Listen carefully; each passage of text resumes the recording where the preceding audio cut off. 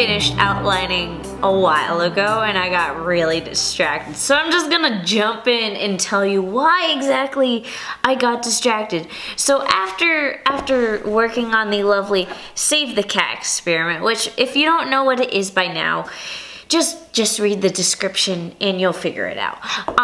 But basically, so this week is fun and games. So that's what I was working on outlining. I got very distracted because I created an aesthetic for my novel. And after I created it, I was like, okay, it's too early to share it. Like, I haven't even finished outlining this novel, so I can't share it online, and I really wanted to, but I'm like, I don't have details set in stone yet. So instead, I was like, well, I'll share it with my patrons. That's the good out. That way I can still feel like I'm sharing it, but I'm not really sharing it. And that's the whole point of why I created my Patreon profile in the first place, because I wanted to give exclusive content like this that I wouldn't otherwise share.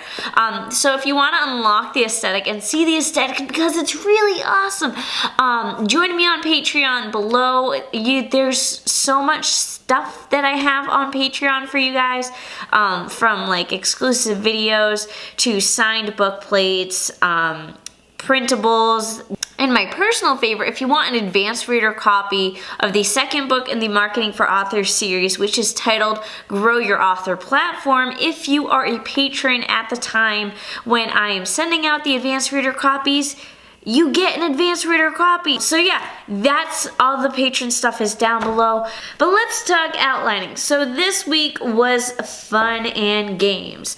And one of the first things I did when I went to sit down and outline today, I was like, I need to figure out percentage-wise where I am in this story.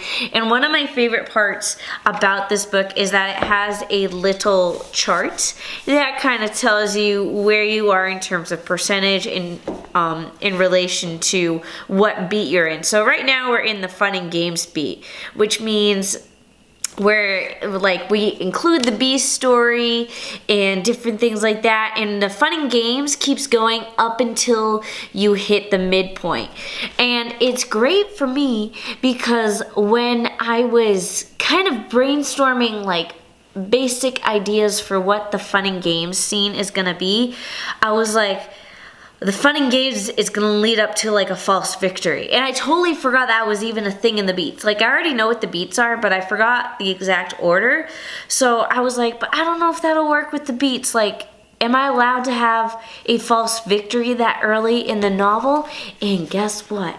That is, the fun and games leads up to the midpoint. And the midpoint is basically the pivot point of the story. And it's also, like, it is kind of a false victory, so I was very excited about that. I'm like, this is perfect. I'll admit I didn't do many notes today because I have like an idea for the overarching idea of the fun and games. I know it's supposed to be 30% of the novel, which is a huge chunk of the novel, and yet I only have 1 page of notes. And the reason for that is just because I'm a pantser. I don't know how to outline a novel. Like, I have a general idea, but that's all I have. I don't know specific scenes. Like, I kind of get them in my head, but I can't get past, like, I have a specific scene for like maybe the first scene, like the first scene. And then I have general ideas for the rest of it. But I can't figure out specific scenes for anything else. And I'm starting to be like, I'm okay with that. I think what I'm gonna do is that I'm just gonna have a general idea for the whole thing. And then maybe at the end of this, I'll do like a very hardcore outline and I'll figure it out. But I can't figure out specific scenes because I kind of know who my characters are. But I feel like I can't know my characters until I like sit down and write them. Okay, so back to the fun and games. I'm getting distracted because that's what I'm all about today. So fun and games, like I said, it's 30% of the novel, so naturally it is a multi-scene beat. This is also called the promise of the premise. So basically, it's like, what was your selling point of the novel? This is where you make that novel come true. My favorite example in Save the Cat is the Hunger Games, where the promise of the premise is a whole bunch of kids in the arena fighting to the death. So that is the fun and games for the Hunger Games, because we actually see them fight to the death. So I know the premise for my book, and I'm not gonna tell you what it is yet, mostly because if it changes, things will be awkward. So I'm just gonna keep that in my head. But I do know there's gonna be like, my character's gonna be all over the place in terms of what's going on in her head, in like a good way. Let's see, it's called the bouncing ball narrative, where your hero goes up and down, where there's like victory, failure. So that's kind of what I'm going for. So actually my character for the fun and games will start up on an upward path where she thinks like, oh good, it's happening, yay, things are going well. And then the more she learns about her family, the more of a downward path she goes on, and she's like, this is not good.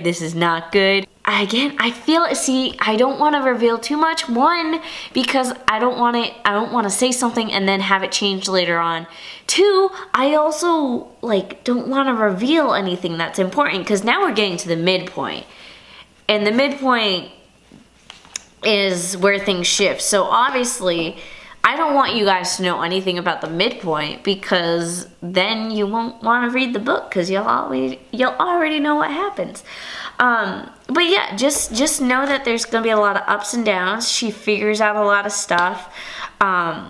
There's a huge selling point.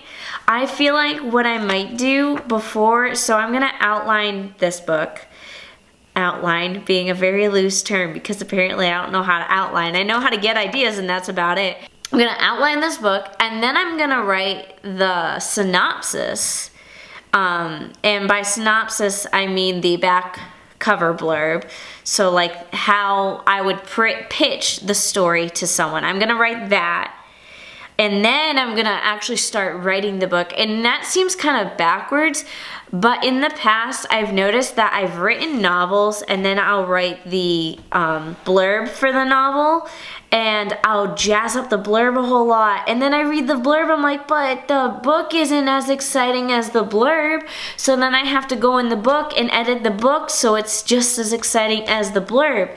For some reason, when I write blurbs, I'm like, epic, boom, pow. But then when the book comes along, it's like, oh, it's not quite that epic. So then I have to juice up the book. So I'm doing things backwards this time. Everything about writing this fourth novel is completely different than what I normally do. So I'm excited with how it's gonna turn out. I'm partially like mad at myself. I do want to very much outline this novel where it's like scene by scene outlined. Unfortunately, the way my life is right now is that I feel like I can't fully invest into this book just because of time. Like right now, this next weekend, I'm gonna be painting this whole room, which is a big room and with tall ceilings. I don't look forward to it. And then there's also stuff going on with my website, and I'm working on the marketing for Author's book. So there's just a lot of stuff going on. And I just have a lot on my mind, and I basically sit down once a week with this outline and I work on it for an hour or two, and that's all the time I have to invest in right now.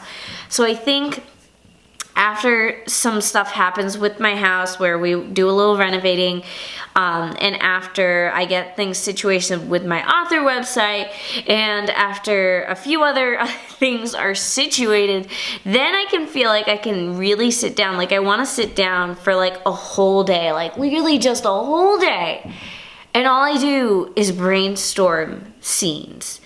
Because I really do want to try this outlining thing. Like, I've never gotten this far in the outlining process before, and it all still feels very vague. But I think if I outline the whole thing, no matter how long it may take me to outline, I think once I outline it, then I can just bust through the writing, which would be very exciting, because normally it takes me a very long time to write a book. You guys may have noticed there's usually like a 3-year gap between my books. So my goal with this fourth novel would, I guess, be to publish it within the next 2 years. I'm gonna wrap up this video because it's getting long and it's getting rambly and slightly off topic, because that's what I'm good at.